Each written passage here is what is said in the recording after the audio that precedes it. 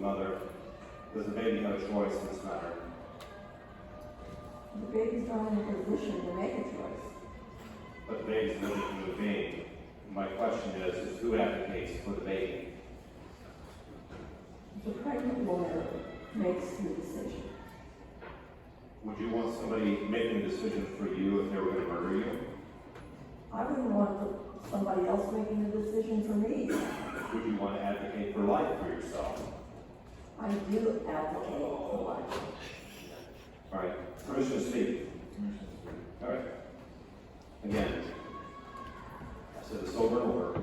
Our Indiana Constitution talks about God our Creator.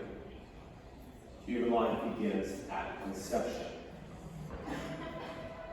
Murder is always the willful taking of another innocent human being's life. Therefore, abortion is always murder. Representative Errington is talking about the choice of the mother. What about the choice of the child? Not just in this instance, but in every instance when we're talking about abortion. Who advocates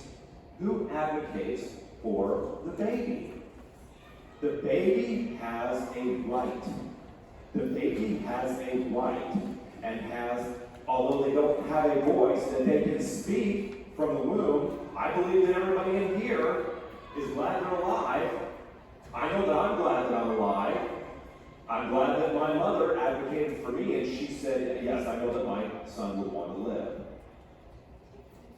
If you ask every human being in the womb, I'm fairly confident that they're going to say, I want to live. So you know what God, our Creator, says? He says to open your mouth for the rights of the afflicted and needy. Who are the most afflicted and needy in our nation? It is the preborn being murdered in the womb at the rate of over 3,000 children per day. They need somebody to advocate for them. They have a choice in this matter. So I'm asking you to defeat this amendment.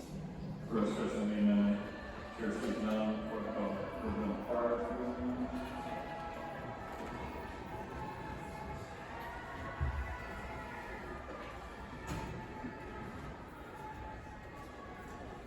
Thank you, Mrs.